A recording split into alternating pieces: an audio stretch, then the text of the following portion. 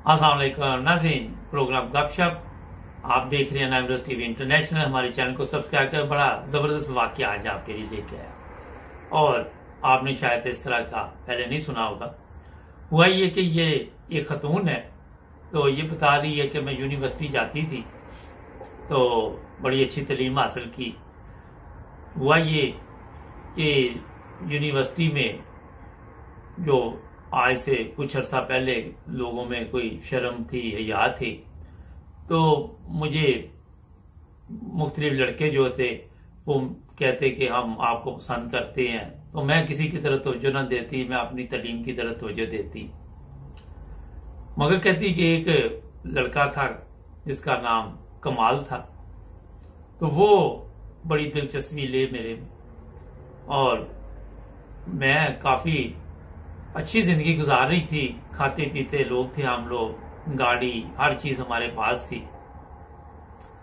तो जब कहती कि मैंने वो पता किया कि ये बिल्कुल सीरियस है या क्या मसला है, तो उसको मैंने समझाने की कोशिश की कि यहाँ हम तालीम के लिए आते हैं, तो ये फैसले जो है माँ बाप पे छोड़ देते हैं। तो वो ये बातें मेरी नहीं समझ सका और मुझे वो 12 दफा उस वक्त लव लेटर होते थे, क्योंकि टेक्स्ट मैसेज ऐसे नहीं थे, तो वो मुझे डालता था और यही लिखता था कि तुम मेरी जिंदगी हो, मैं तुम्हारे बगैर नहीं रह सकता, मैं मर जाऊंगा, मैं जहर खा लूंगा।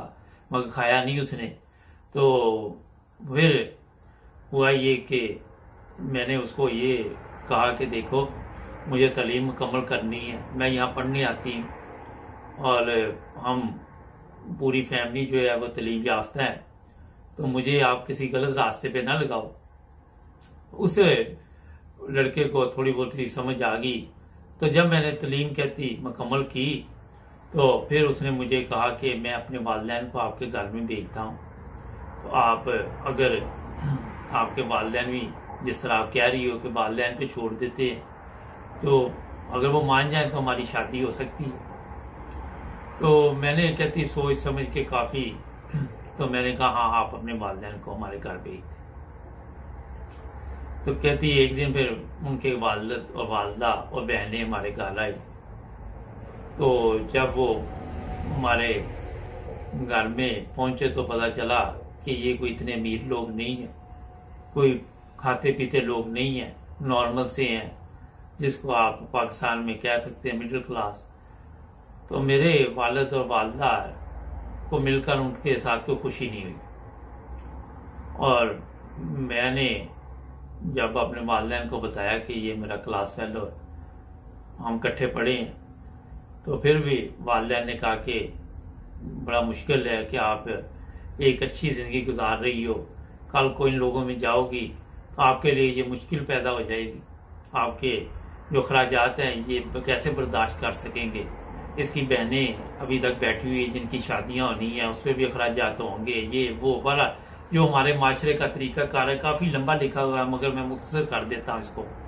तो कहती जनाब इस तरह उनको मेरे वालिदैन ने माजरत कर ली बड़े अच्छे तरीके के साथ, क्योंकि ये नहीं कि उनकी कोई इंसल्ट की गई, कोई उनको ऐसा कोई बताया गया कि आप गरीब हैं या आप ये हैं, आप यो वो है, कोई ऐसी चीज नहीं उनको बताई गई। यही कहा गया कि हमने अभी बेटी का कोई हमारी का प्रोग्राम नहीं है, हम अभी सोचेंगे, हम गौर करेंगे। और कहती कि हमारे घर में ये था कि जो भी फैसले थे वो वालिदैन करते थे, अरसा दराज से ऐसे ही चला आ रहा था। तो इसके बाद जनाब कहते कि फिर वो लड़के ने दोबारा कोशिश की। मैंने कहा नहीं, जो मेरे वालिदैन ने फैसला कर दिया वही अब मेरे लिए भी कबूल है, जहां मेरे वालिदैन मेरा रिश्ता करेंगे मैं वहीं पे शादी करवाऊं। फिर कहती के वालिदैन ने मेरा रिश्ता एक जगह पे कर दिया और वो लड़का फिर जो बंदा था, आज तो बंदा बना होगा, पहले लड़का था, तो वो फिर दोबारा राब्ता नहीं उसने किया, उसको समझ आ गई शायद इन चीजों की। कहती कि इस तरह मेरी शादी होगी और मेरे उसमें से 2 बच्चे हुए मियाँ से, और फिर एक एक्सीडेंट में मेरा मियाँ जो है वो जान से चला गया, कार एक्सीडेंट हुआ और मौका पर ही उसकी मौत होगी। तो इस तरह मैं बेवा हो गया। एक दिन कहती कि मैं फिर सोचा कि अब मैं कैसे जिंदगी गुजारूं। मैं अकेली थी, मेरी वालदा भी अकेली थी, वालिद साहब भी वफात पा चुके थे।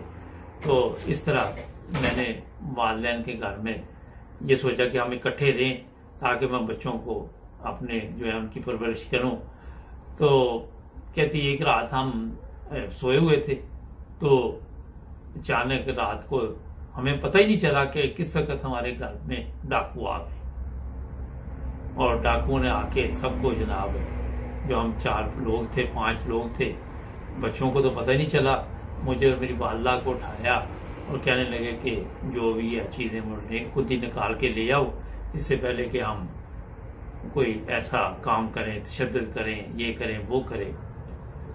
तो कहती जैसे ही मैं ने भी डर गए हम लोग, हमने अपने जेवरात निकालने शुरू कर दिए। तो एक डाकू बाहर खड़ा था, वो अंदर नहीं आया हुआ था। तो मैंने जब सब कुछ दिया तो एक डाकू कहने लगा कि अभी भी आपके पास बहुत कुछ है, अभी भी बेशुमार चीजें हैं, वो निकाल लो, पैसा निकाल लो, जेवर निकाल लो, ये निकाल लो, वो निकाल लो। बड़ी परेशानी बनी। तो मैंने उसको ऊंची आवाज में कहा कि भाई हमारे पास कुछ नहीं है, जो हमने है वो आपको दे दिया है। तो जैसे ही मेरी आवाज सुनी तो जो बाहर डाकू था वो भी अंदर दाखिल हो गया। वो जैसे ही अंदर दाखिल हुआ तो मेरे पांव के नीचे से जमीन निकल गई। वो कहती मैं परेशान हो गई, उसने भी मुझे देखा, मैंने उसको देखा, तो मैं हैरान परेशान। तो वो वही लड़का कमाल था जो मैं सोच भी नहीं सकती थी कि वो डाकू बनेगा। और इस तरह मैं अपने आप पे काबू ना कर सकी, कंट्रोल ना कर सकी, वो भी ना कर सका। और वो शर्म के मारे सर झुका के मेरे सामने खड़ा था। और मुझे भी बहुत शर्म आ रही थी कि एक यूनिवर्सिटी में पढ़ा लिखा लड़का आज ये डाकू कैसे बन गया। फिर काफी देर तक उसने डाकू जो दूसरे साथी से उनसे कहा कि हम यहां से चलेंगे, हम यहां कोई ऐसा सामान नहीं लेके जाएंगे।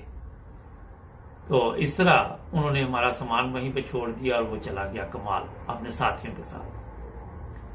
और ये हुआ कि एक दिन वो कमाल फिर हमारे घर आया, दिन के वक्त, डाकू बन के नहीं, मेहमान बन के आया।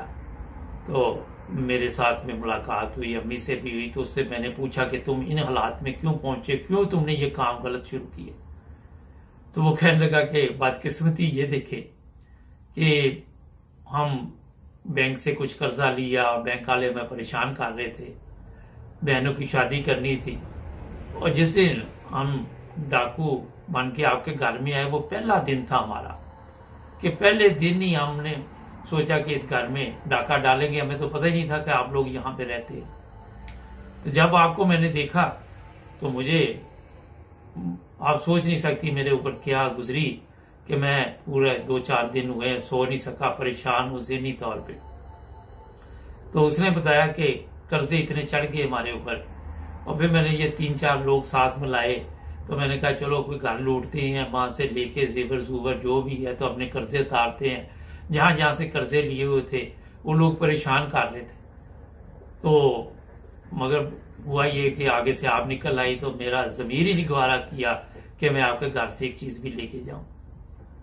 मैं एक वक्त था आपको पसंद करता था। तो बातचीत हुई बार। तो कहती मुझे बड़ा अफसोस हुआ उसकी बातें सुनकर, बड़ा दुख हुआ कि इतना तलीम हासिल की और इसको नौकरी नहीं मिली, मुलाजमत नहीं मिली। पाकिस्तान में आपको पता ही है कि तलीम के साथ रिश्वत भी चाहिए, सिफारिश भी चाहिए। तो ये जनाब खतून लिखती है कि जब मैंने उससे पूछा कि आपने शादी कर ली, तो उसने कहा नहीं, मैंने तो आज तक शादी भी नहीं की, क्योंकि मैंने उस वक्त सोचा था कि शादी करूंगा तो आपके साथ करूंगा, नहीं तो शादी नहीं करूंगा। तो फिर कहती कि मैंने अपनी वालदा से बात की और मैंने जब उसका पता किया तो पता चला कि वाकई ये इस मुसीबत में पड़ा हुआ कि कर्ज मर्ज ले लिए हुए हैं। तो कहती मैंने फिर सोचा कि मैं भी बेवा हो चुकी थी तो इसके साथ शादी क्यों ना करूं। तो इस तरह कहती हमारी शादी होगी। और उसके बाद मैंने उसके जो भी बैंक के मसाइल थे उसको हल किया। मेरे पास अल्लाह की याद दिया बहुत कुछ था। मेरा मियाँ जो पहले था वो भी काफी दौलत छोड़ गया था। तो ये एक वाकया जो मैं आपको बयान कर रहा हूँ। तो कहती आज मेरे उन बच्चों का भी उसने ख्याल रखा जो मेरे पहले मियाँ से थे, उनके भी बाप की कमी महसूस होने नहीं दी, और फिर 2 बच्चे हमारे भी पैदा हुए। तो आज हम बड़ी अच्छी जिंदगी गुजार रहे हैं। और उसको मैंने कभी भी ये यकीन से मैं बता सकती हूँ कि एहसास नहीं दिलाया कि आप किस तरह हमारे इस घर में आए थे।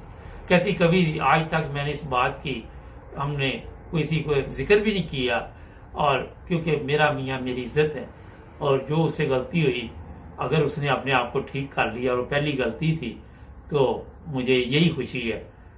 तो ये एक वाकया हमें लाहौर से मिला था। तो नाज़रीन, ये वाकयात बयान करने का मकसद ये होता है कि देख लें, इंसान जिंदा हो कहीं ना कहीं मुलाकात हो जाती है, मगर ये डाकू वाले रूम में किसी से नहीं मिलना चाहिए। ये वैसे मैं अपने तौर पे आपको बता रहा हूँ। मिलेंगे अगले नए प्रोग्राम में, नए वाकया में। जुड़े रहें नाइमरोज टीवी इंटरनेशनल के साथ। अपना ख्याल रखें। अल्लाह हाफिज।